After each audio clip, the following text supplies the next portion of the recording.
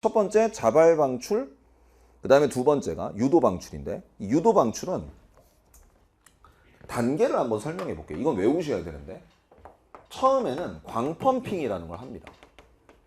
첫 번째 단계는 레이저를 발생시키는 첫 번째 단계예요. 이 광펌핑은 뭐냐면 이 매질에다가 에너지를 가해요. 에너지를 가해가지고 보통 이제 낮은 에너지 준위 또는 높은 에너지 준위가 이렇게 있으면 보통은 낮은 에너지 준위, 광펌핑 하기 전에는 낮은 에너지 준위의 전자들이 많아요. 여기에 전자들이 많고 확률적으로 높은 에너지 준위는 전자들이 좀 적어요. 그런데 펌핑을 하게 되면 얘네들을 끌어올려 주는 거예요. 많은 수의 전자들을 조금 들뜬 상태로 많이 끌어올려 줍니다. 펌핑, 끌어올려 준다는 뜻이에요. 에너지를 가해가지고. 그럼 이게 어떤 상태가 되냐면 두 번째로 밀도 반전 상태가 돼요. 용어는 다 알아두셔야 돼요. 밀도 반전 상태. 이 밀도 반전 상태는 뭐냐면 높은 에너지 준위의 전자가 더 많아지는 현상이에요. 그러니까 광펌핑에 의해서 높은 에너지 준위의 전자가 더 그득 차게 되는, 여긴 좀 적고, 이걸 말 그대로 밀도가 반전된 거죠. 보통 통상적으로 펌핑하기 전에는 낮은 에너지 준위에는 전자가 많고 높은 에너지 준위에는 전자 수가 적은데 이걸 반전시키는 과정을 겪는다. 그럼 이제 어떤 일이 벌어지냐면 3준위 레이저로 설명을 해볼까요?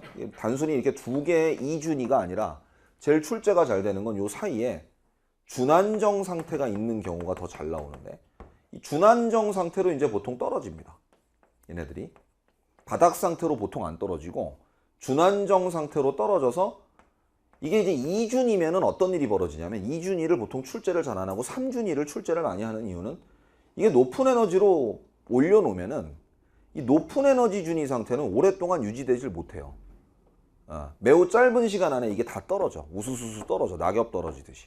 가을철에 낙엽처럼 떨어지듯이. 근데 이제 보통 실제로는 준안정 상태라는 게 있어가지고 펌핑을 해놓으면 얘네들이 바로 바닥 상태로 떨어지진 않고 그 어중뛴 그 영역의 준안정 상태, 이건 좀 시간적으로 지속 시간이 길거든요. 일로 떨어진 전자들은 조금 오랫동안 버틸 수가 있어요. 그래서 이제 요 정도의 에너지 갭이 존재하는데 얘네들도 언젠간 떨어져요. 얘네들도 자발 방출에 의해서 떨어질 수 있어요.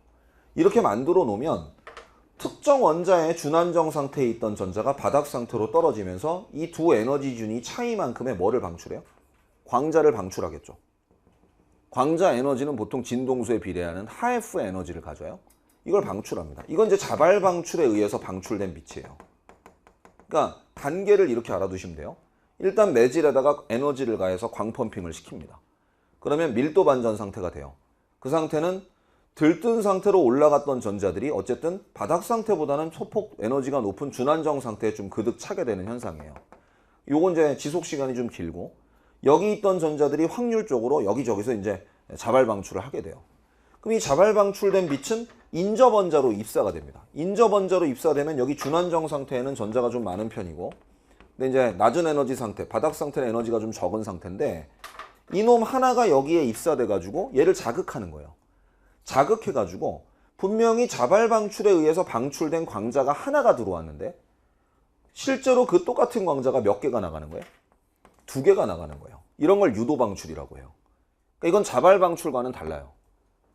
자발 방출은 그냥 확률적으로 할 수도 있고 안 할 수도 있는 것이고, 보통 이 자발 방출된 빛이 일반 옆에 있는 인접원자에 입사를 하게 되면 또 하나의 전자를 또 떨어뜨리면서 입사된 빛 포함해가지고 2개의 빛이 방출이 되는데, 이 유도 방출이 중요한 의미를 갖는 것은 이때 유도 방출된 빛은, 이게 세 번째, 자발 방출이 개입하여 세 번째 유도 방출이라는 것이 일어나는데, 이 유도 방출된 2개의 빛은 반드시 위상이 같아요.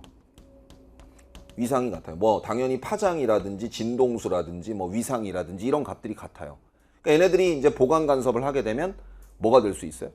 진폭이 증폭을 하게 되는 거죠. 세기가 매우 세집니다. 그리고 이 유도 방출은 또 얘네들이 또 다 어디로 가요? 인접원자들도 또 입사가 되겠죠. 그럼 옆에 있는 녀석들을 막 기하급수적으로 뭐 시킬까요? 연쇄 유도 방출이 일어나는 거예요. 이 광자 개수들이 기하급수적으로 늘어나는 거예요. 그러다 보면 빛의 세기가 제법 증폭돼가지고 바깥으로 빠져나오게 됩니다. 그 빛을 우리는 레이저라고 부르는 거예요.